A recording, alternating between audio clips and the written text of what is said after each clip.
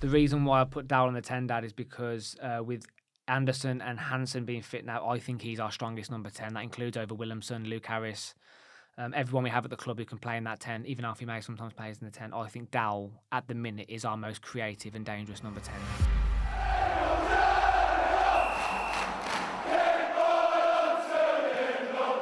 So welcome back to BCFC Royal Blue. And on Saturday afternoon, Birmingham City take on Shrewsbury Town in a game in which we are definitely going to want some revenge. Now, we take no excuses away from the first game at Shrewsbury. They certainly deserve those 3 points, but this is one which we definitely want to win and finish the season on a high. And we come back off the international break. The players should be full of energy, should be raring to go. And as I say, we certainly want to secure those 3 points as we move into this final stage of the season. So, Dad, Birmingham City versus Shrewsbury Town, what are your thoughts ahead of the game? Well, you summed it up great in the intro, Matt. I mean, it's a game that we really desperately want to win. You know, we were really poor against them at their place. I mean, conceding 3 goals. I mean, I looked at their record. They've only scored more than 3 goals in one game apart from that, and that was when they won 5-3 at Crawley earlier in the season. Yeah. So they don't score loads of goals, and they put 3 past us, and every goal was almost like a comedy of errors for us. I mean, again, I'm Shrewsbury fans. I know that you watched this as well. We're not disrespecting that. You deserve those 3 points. Yeah. So we were honest and open about that. You did deserve to win that game, but we were poor. So we're talking about more our team and not yours, really, on that game. But it's an important game for us, isn't it, Matt? Because it's the typical top of the table versus bottom of the table game where everyone just thinks, walk over. Fantastic, easy win. But actually, we know historically that there's been loads of stumbling blocks in games like this. So Chris Davies will need to get our team. I'm sure he'll be using the break to get them focused, get them on it. And this is the first of our final 10 games as well. We need to get over the line. We need to get 3 points against these. And I think that we'll talk about the team selection in a bit and what may or not happen. But another important game for us, I think. You can't disrespect anyone, can you, Dad? And they're very resilient, Shrewsbury. Fair enough. They're not having a good season. They are 14 points away from safety at the moment. The odds are looking very stacked in the deck. Games are running out, aren't they? They're going to go down on this current trajectory. I mean, 14 points at this point. Is it 9 games left now? It ain't just that, Matt, either. There is that they're 14 points. But firstly, games run out. And secondly, are there 4 worse teams than them in the division? And with respect, I don't think there is. And I do think they'll go down. But they're going to be up for this because they've got literally, and it really said this in other podcasts, they've got nothing to lose. Absolutely nothing. This might be called the Nothing to Lose podcast. But actually, I think a lot of teams, particularly that we're going to be saying this a lot, Matt, because we've got to play a lot of teams down there, haven't we? And they're coming to St Andrews. They may as well just have a go. They may as well try and do something and try and get a surprise result, or what they're going to do, sit back and try and contain us for 90 plus whatever minutes. Well, I think that's exactly what's going to happen. I think they're going to come back. What game really frustrated us recently? I think Charlton at home frustrated us. Rotherham at home frustrated us. There's been a couple of games recently where they've quite literally, I think it was Lincoln as well. Lincoln's what I'm thinking about. And they literally just sat there and tried to grind a point out. And but don't you think, Matt, most teams have done that this season at St Andrews? At St Andrews, definitely. No, 100%, Dad. I think teams do pay us a lot of respect at St Andrews, and it really is a case of pounding the rock, as Chris Davies calls it. We really have to be patient, and as a fan base, we have to be patient. But I mean, we might as well strap in, Dad, because this is going to be a lot of cramps, balls going out, injuries going down. You name it. I mean, Gareth Ainsworth is renowned for it as a manager. He's renowned for doing the dark arts and burning the clock down and doing which is why we need an early goal. Literally, that is the number one. Obviously, we discussed Blues after the opposition. My number one point for Blues this weekend, Dad, is we need to go at them fast and we need to get an early goal to stop all that stuff happening. Yeah. Well, just a little bit, obviously, we'll give you a bit of information about Shrewsbury, a little bit about their form. So in the last 10 games, they've won 2, drawn 2 and lost 6. But actually, in the last 8 games, so the 2 wins come at the beginning of those 10 games. In the last 8 games, they've drawn 2 and lost 6. We have won 7, drawn 2 and lost 1 of our last 10. Now, you can see why they're bottom of the table, because their home form, I know they're away, but their home form, they're second bottom. They've got 18 points at home from their 19 games. Their away form, they're second bottom of that as well. They've only got 10 points on the road from their 18 games. Their goals scored, they're second bottom of that as well. And you'll see the consistent pattern here in a minute. They scored 34 goals in 37 games. The only team that scored less than that is Wigan. Wow. And they've played a game less. They've scored 33. And believe it or not, they're second bottom in the amount of goals conceded. They've conceded 62 goals in 37 games, which is not a surprise based upon where they are in the table. Yeah. So they're in really, really, really poor form. But, they beat Wrexham. And They've us. beaten us. Yeah. So they haven't had many wins this season, but they last win was on the 8th of February when they won 2-1 away at Rotherham, and that was on the back of a 2-1 win previous game against the Mansfield. But since then, they've drawn with Reading 1-1. They lost at home to Bolton 3-2. They lost at home to Huddersfield 1-0, which was not a great result with Huddersfield's form at that time. They lost at home to Stevenage 1-0. They've lost away at Peterborough 2-1. They drew 0-0 at home to Bristol Rovers. Exeter City, they lost 2-0 away. And their last game, they lost 2-0 at home to Burton. Yeah. It's not a great run of form for them. Because it doesn't matter that you can beat Wrexham, you can beat Blues, you can beat Charlton, you can beat Peterborough, you can beat Stockport, all the teams in the playoffs in the automatics. If you lose to Burton and the teams around you, that's how you get relegated. You need to beat the teams around you. I mean, because it just shows that a team can raise their game against some of the bigger teams, isn't it? As you said, they're capable of beating Blues, they're capable of beating Wrexham. We hold no excuses about that. And I mean, they were very direct against us. That's what caused us problems. Yeah, well, they were literally route one. I mean, their first goal was route one down the right-hand side, a cross in, and I think really poor goal. I think a key factor in that game, we didn't have Ben Davies in the team. We didn't. And we had Williamson on the right. We had Alfie May in the 10. We had players all over the place. Because I think at that time, Chris Davies was still experimenting a little bit. And obviously, whatever happened, it failed. Just a few strengths for them. They have got a few strengths. Stealing the ball from the opposition, so they are quite competitive in midfield because they do try to press. And this is where I think we can exploit that now at St Andrews because we break that press. We got the firepower to hurt them as well.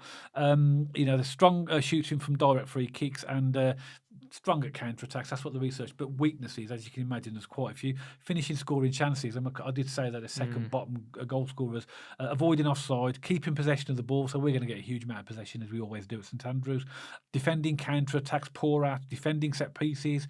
Avoiding fouling in dangerous areas. It goes on, really. And again, when you do the research on teams, when you see a team at the bottom of the league, it's no surprise that when you look at things, there's going to be a big imbalance between the weaknesses compared to their positive points. So there's lots for us to exploit in there.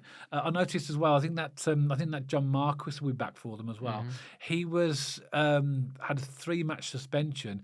He was sent off in like 20 seconds against Peterborough. Right. And I watched it because I was watching was it Sky Sports or whatever, and he said, "Oh, he's been ascended." I thought, as the game started. Yeah, right. And what it was, he literally, I think the ball had literally gone from the kickoff and he kicked high as well. And I think he literally went and elbowed one of the Peterborough players. He got sent off. Serious foul play. But his ban is now over. I'm pretty sure, unless he's injured, but I don't think he'll be back for us. But he's their top scorer. Right. So he's got. What's the striker doing that then for? Was it just a long ball up and he just felt like giving him a whack? And... Well, I don't know. I mean, I think he tried to disguise it, but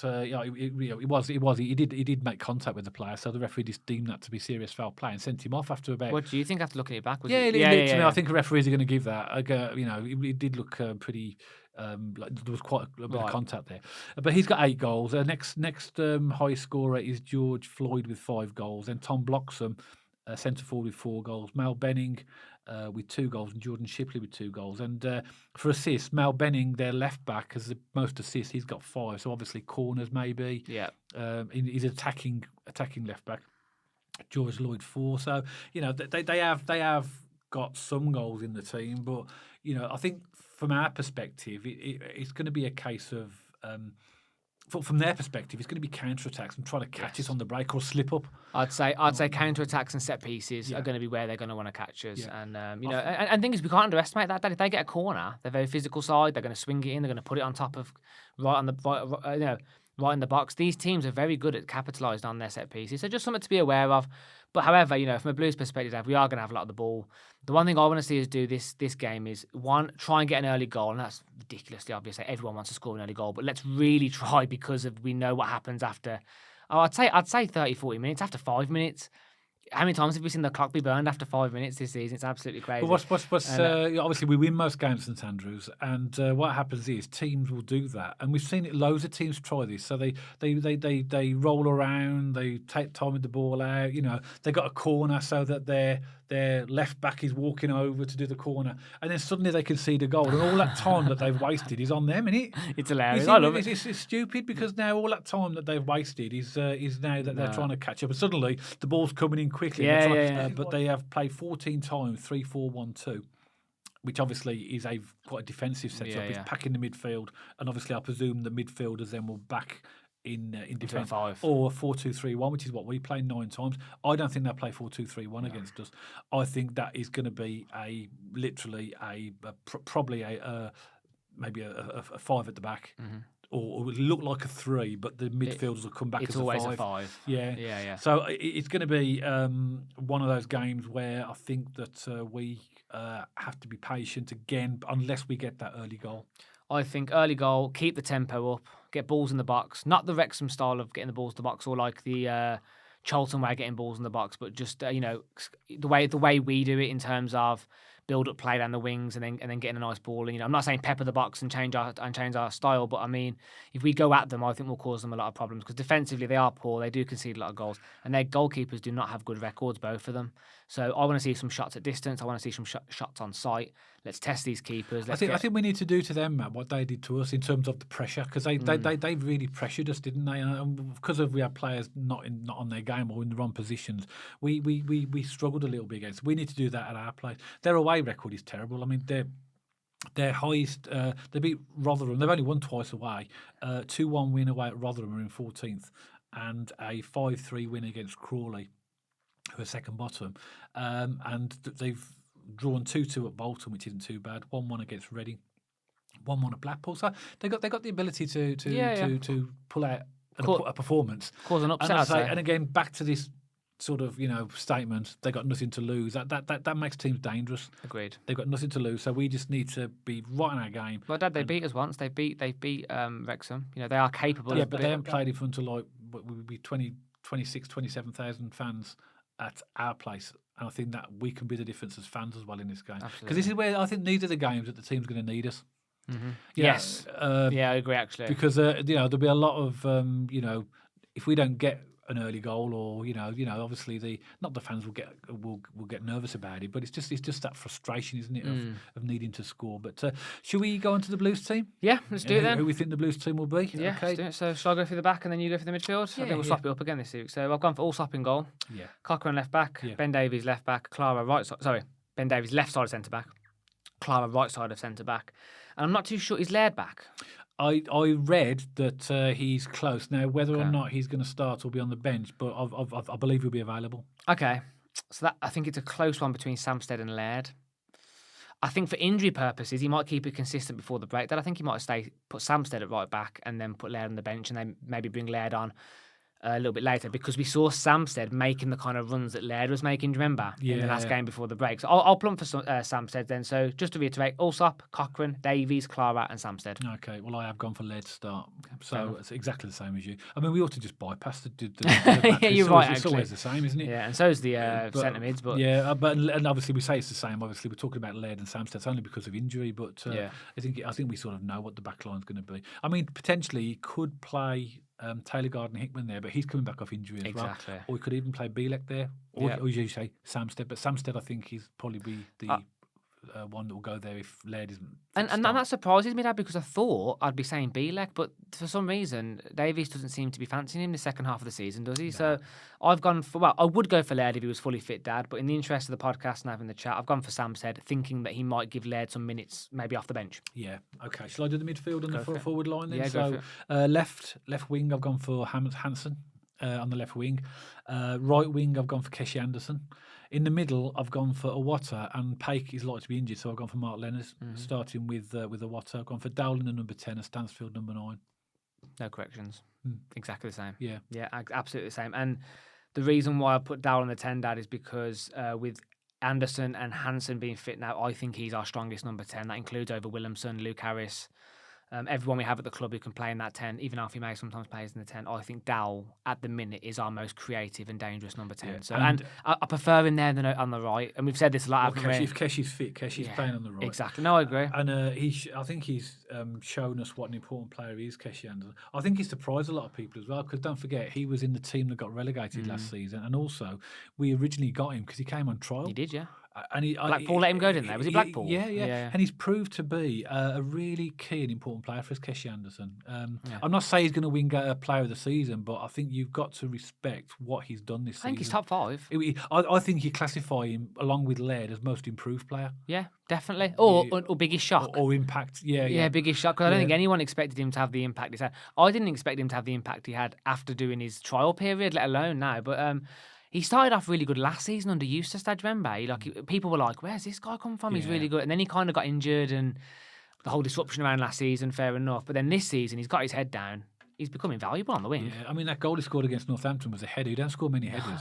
It was in fact, I'd go so far as to say that when he's on the wings, we look a different team going forward. Yeah, we do. And obviously, if Laird's back as well, we've got a really strong right side there as well. So we'll see. On the bench, just for reference, I've got Bailey Peacock, Farrell, Hanley, Harris, Taylor Garden, Hickman, Williamson, Yuki, and May. Yeah. Cool. Yeah, same here. Apart from that swap with Samstead, but and that's another good point, Dad. We've both plumped for Leonard in the centre mid, but he could put Taylor Garden Hickman in there, couldn't he? Or he could put Taylor Hickman anywhere. but again, he's like Laird. He's coming back off injury. He is, yeah. But I mean, we don't know these stats. So whether or not he'll give him half a game or whatever. Yeah. Well, as we said in a previous video this week, Dad, we have a lot of fixtures coming up, so he's going to want to spare legs, isn't he? So and give Mark Leonard a chance to start as well. See, show us what he can do as well. Absolutely. Okay. So just a score prediction, really, now, mate. Yeah. Do you want to go first, or do you want me to go first? I'll go. You go first, because obviously you can close the video after I've done mine. Okay, then. Right. So I'm going to go for a slightly more adventurous scoreline this time. I think we are going to get an early goal. Yeah. And I think hopefully that should open the game up a little bit more. I've gone for Birmingham City 3, Shrewsbury Town 0. Okay, I've gone for 2-0. I was going to go 2-0. I think I've gone 2-0. 90% of games this season. I think actually, to be fair, if you was to rewind all our score predictions, I think I've probably done the same with my score as well. But I do think that we've not, apart from Cambridge, we've not really. Wigan away 3-0. We beat Cambridge 4-0. It should have been more. I mean, we had a good performance, but it's whether a team was, if they play these two. This is why I'll be glad when we sort of get this season done and hopefully get ourselves back in the Championship, because I want to play teams that want to have a go at us. Yeah. Because it's going to be much more exciting to watch, and it'll allow us to be, okay, we're going to be under attack more, but it opens the game up, doesn't it? It makes it more watchable. This is going to be a game, I think, that was going to be one where we're literally just going to be trying to sort of find and break a way through. And that's why I've gone for 2-0, because a lot of people will probably give this look at this on paper and think it should be a hammering, but that never happens. No, we don't actually have. I mean, we Cambridge 4-0. I mean, on paper, that's not 4-0 is not a great score, but it's not a pummeling 4-0. I mean, it was comprehensive, but with Shrewsbury, I just think that we've got another game where they're literally going to sit back. I've just got a feeling now, with the fresh energy from the international break, Davies is going to have a little bit of a chance to be on the training ground with them a little bit more. I think we might see a few little new cheeky techniques against Shrewsbury Town. Who knows? Again, I'm just pure talking it out in my mind, but Do you know what, Matt? Again, I say this, and Blues fans may or may not agree with this, but if it means a 1-0 and 3 points, it's still 3 points. It does, yeah. I mean, don't get me wrong. I'd love to see an expansive, attractive, loads and loads of goals for us. But even 1-0 is still 3 points, and that gets us closer to where we want to be. It could crawl off the opposition goalkeeper's bum and grow. As long as we win 1-0, exactly. I don't care. Get those 3 points and get us back into the Championship, hopefully. But as always, Birmingham City supporters, we would love to hear from you. Please let us know your thoughts in the comments section below. Maybe you're a Shrewsbury Town supporter. Maybe you saw our videos from earlier in the season. Maybe you've just tuned in for the first time. Please let us know your thoughts in the comments section below as well. If you like this video specifically, please don't forget to give us a thumbs up and check us out on our social media channels. We have an X page, we have an Instagram page, and we're also over on Spotify, so you can listen or watch our podcast over there as well. And if you haven't already, don't forget to subscribe to the YouTube channel and hit that bell notification so you get notified every time we post a video. And myself and Dad will see you on the next one, all about Birmingham City.